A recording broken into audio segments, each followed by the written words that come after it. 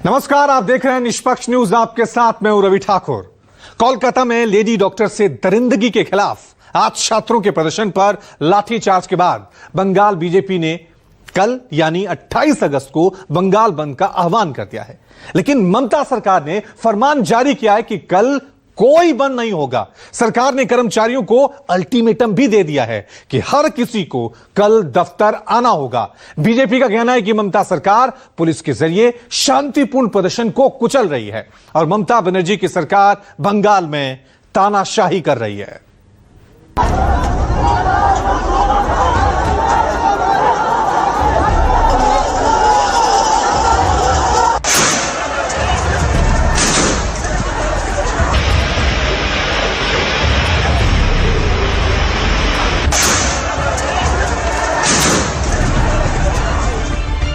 आंसू गैस के गोले,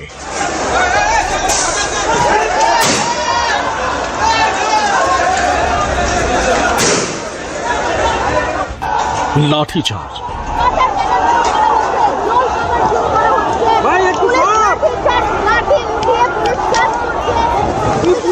और पानी की बौछार।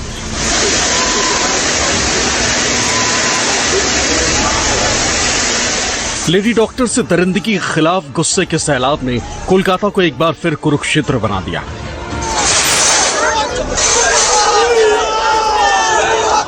पीड़ित परिवार को इंसाफ दिलाने के नारे के साथ सैकड़ों छात्रों का कारवां नबन्ना मार्च के तहत सचिवालय भवन की तरफ कूच कर गया।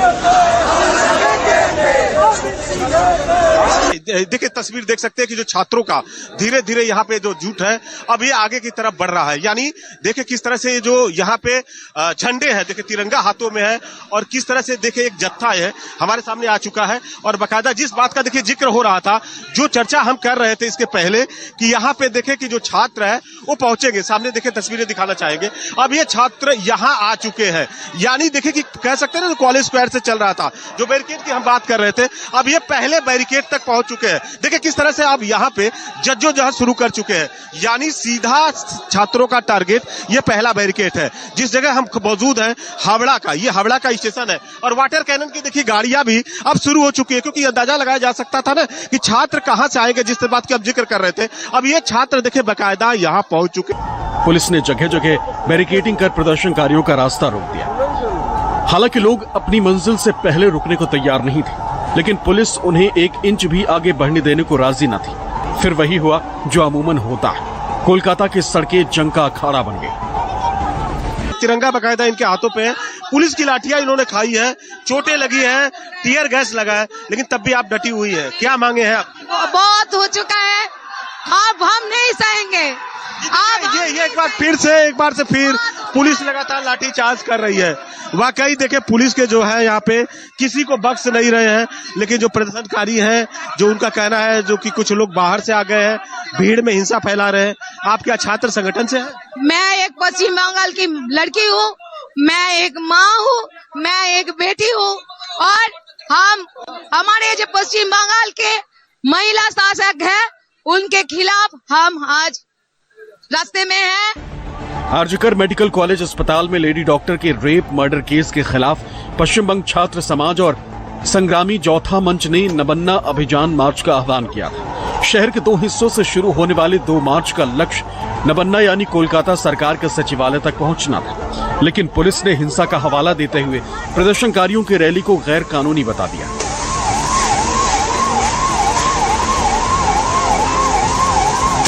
देखिए एक सख्त है, लगातार ये पुलिस से भी नहीं डट रहे हैं, डटे हुए हैं और बाकायदा पुलिस इनको देखिए अब पकड़ गिरफ्तार भी कर रही है। हाथे में तिरंगा लिए है और पुलिस ने तिरंगा को निकाल लिया है। अब उस व्यक्ति को गिरफ्तारी हो रही है। यानी कि देखिए 2 व्यक्ति थे, ये बाकायदा शुरू से डटे थे, पुलिस का कोई फर्क नहीं पड़ रहा था और बाकायदा देखिए जो तिरंगा था, तिरंगा को लेके खड़े थे, लेकिन पुलिस ने उस तिरंगे को भी उनके हाथों से लेकर गिरफ्तारी कर रही है। यानी देखिए करीबन यहाँ पे देख सकते हैं कि 50 से ज्यादा जो लोग हैं पुलिस उनको भी गिरफ्तार कर चुकी है और बाकायदा जो छात्र संगठन है ना वो पीछे जाने को यहाँ पे नहीं है। और इस जगह पे हम देखेंगे जिस जगह की जिक्र कर रहे थे, ये एमजी रोड है, महात्मा गांधी मेट्रो स्टेशन की तरफ, यहाँ से सियालदह चला जाता है, जो कॉलेज स्क्वायर में। अब पुलिस के जो जवान थे बाकायदा खड़ेने की कोशिश कर रहे थे, लेकिन भीड़ को नहीं पाए हैं। प्रदर्शनकारियों को सचिवालय जाने से रोकने के लिए पुलिस ने 7 रास्तों पर 3 लेयर में फोर्स के 6000 जवानों की तैनाती कर रखी थी। 19 पॉइंट्स पर बैरिकेडिंग और 21 पॉइंट्स पर डीसीपी की तैनाती थी। यही नहीं, निगरानी के लिए ड्रोन की मदद ली जा रही थी। लेकिन प्रदर्शनकारियों ने भी जैसे तय कर लिया था कि वो पुलिस प्रशासन के जाल को तोड़कर फेंक देंगे और किसी भी सूरत में सचिवालय पहुंचकर ही दम लेंगे। फिर क्या था, लोगों ने हावड़ा से लगे संतरागाछी में बैरिकेडिंग तोड़ दी। फिर पुलिस ने लाठीचार्ज किया।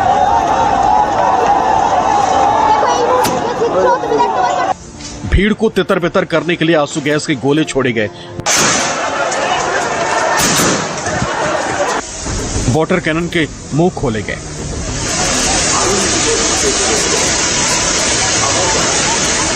यहाँ अभी भी नारेबाजी चल रही है, किसी को कोई फर्क नहीं पड़ता है। वाटर कैनन से कोई फर्क नहीं है, आंसू के गैस से कोई फर्क नहीं है। किसी को कह रहे कि मेरी जान चल जाएगी तो मुझे कोई फर्क नहीं है, मुझे जस्टिस न्याय चाहिए। देखिए, हम उस छात्रों में पहुंच चुके हैं, लगातार यहाँ पे देखे कि इनके जस्टिस का मांग कर रहे हैं और बाकायदा अपने जो साथी है उन्हें बुलाने की भी कोशिश कर रहे हैं। दादा, किस तरह से देखे कि लगातार लाठियां चली है, आंसू गैस छोड़े गए, टीयर गैस फेंका, पुलिस वालों ने हम लोगों को भगा के मारा और दूर और टीयर गैस फेंक के हम लोग को भगा दिया।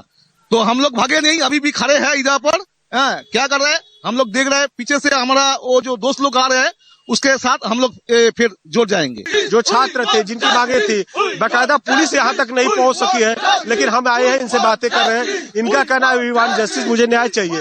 यानी देखिए, मेरे पीछे देख सकते हैं करीबन यहाँ पे अभी भी 5000 से ज्यादा जो छात्रों का हुजूम है। और जिस गली की हम बात कर रहे थे, हम उस गली में वहाँ पेमजी रोड के क्रॉसिंग पे चप्पे चप्पे पे यहाँ पे भरे हुए हैं। इनका कहना है कि पुलिस मुझे रोक नहीं सकती है, लेकिन अभी भी देखे तिरंगा हाथों में है, हर किसी के हौसले बुलंद है। ये सच है कि बंगाल के लोग लेडी डॉक्टर से दरिंदगी को लेकर बहुत गुस्से में। छात्रों, नौजवानों और कामगारों सहित बंगाल का पूरा समाज ममता बनर्जी की सरकार से नाराज है। लिहाजा जैसे ही पुलिस ने प्रदर्शनकारियों पर ताकत दिखाई, लाठीचार्ज और आंसू गैस के गोले छोड़े, ममता बनर्जी के खिलाफ बीजेपी नेताओं की जबान से सियासी गोले भी छूटने लगे।